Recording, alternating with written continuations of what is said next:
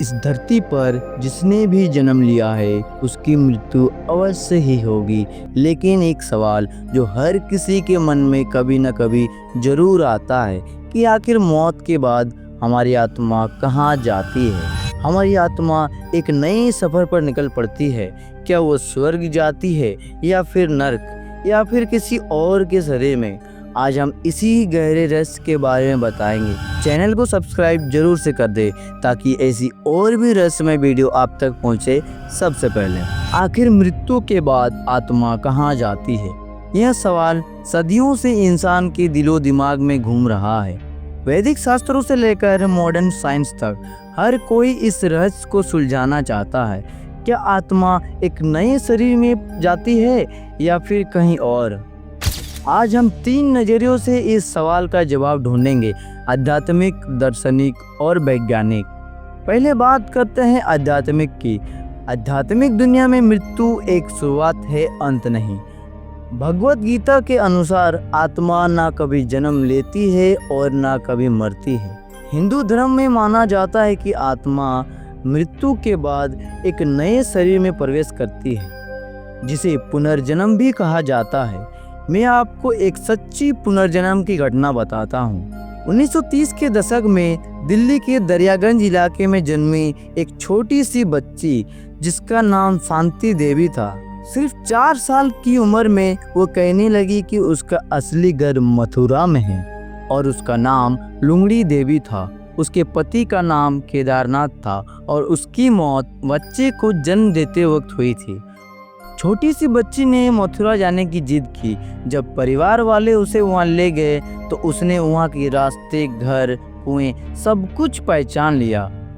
और सबसे हैरानी की बात, वहां सच में एक व्यक्ति था जिसका नाम केदारनाथ था और उसकी पत्नी लुंगड़ी देवी कुछ साल पहले मर चुकी थी। छोटी सी बच्ची ने अपने बेटे को भी पहचान लिया। यह मामला इतना बड़ा बन गया था कि महात्मा गांधी ने खुद एक जांच कमेटी बनाई, जिनने माना इस बच्ची को ये सब बिना देखे जानना नामुमकिन है। ऐसे ही और भी अनेक सच्ची घटनाएं हैं। अगर किसी की मृत्यु अचानक, असमय या अधूरी इच्छाओं के साथ होती है तो कहा जाता है कि उसकी आत्मा भटक जाती है। और यही भटकती आत्माएं कभी कभी प्रेत, भूत या अतृप्त आत्माएं बन जाती है। गरुड़ पुराण में भी मृत्यु के बाद आत्मा के 13 से 49 दिनों के बीच के सफर को बहुत ही विस्तार से बताया गया है। अब इस सवाल को फिलोसॉफिकल पर्सपेक्टिव से देखा जाए तो दार्शनिक इस सवाल को अलग तरीके से देखते हैं। क्या आत्मा एक चीज है या सिर्फ एक विचार? ग्रीक फिलोसोफर प्लाटो ने कहा था कि आत्मा अमर है और शरीर से अलग एक दुनिया में रहती है। वेदांता के अनुसार आत्मा ब्रह्मा का हिस्सा है, वह अखंड और अनंत है। वैज्ञानिक दृष्टिकोण से देखा जाए तो साइंस के लिए आत्मा एक रहस्य है। साइंटिस्ट कहते हैं कि कॉन्शियसनेस दिमाग का एक फंक्शन है, न्यूरॉन्स और केमिकल का खेल। लेकिन मृत्यु के बाद यह कहा जाता है कि एक दिलचस्प कहानी है। एक डॉक्टर ने नियर डेथ एक्सपीरियंसेस पर रिसर्च की, जहां लोगों ने मौत के करीब जाके अजीब अनुभव किए, जैसे अपने शरीर के बाहर होना या रोशनी या टनल का दिखना। क्या यह दिमाग का आखिरी खेल है या कुछ और?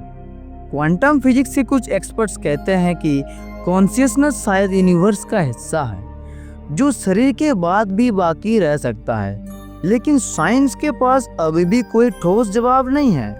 क्या आत्मा एक एनर्जी है जो कभी खत्म नहीं होती है या फिर यह सिर्फ एक वहम है? आत्मा का सफर एक ऐसा रहस्य है जो हमें सोचने पर मजबूर करता है, चाहे वो पुनर्जन्म हो या ब्रह्मा का अंश या एक कॉस्मिक एनर्जी। ये सवाल हमें जिंदगी की कीमत सिखाता है। आइए हर पल को जी लें और अपने कर्मों से अपनी आत्मा का सफर को सुंदर बनाएं। इस वीडियो को शेयर कीजिए और कमेंट में बताइए कि आपके लिए आत्मा क्या है।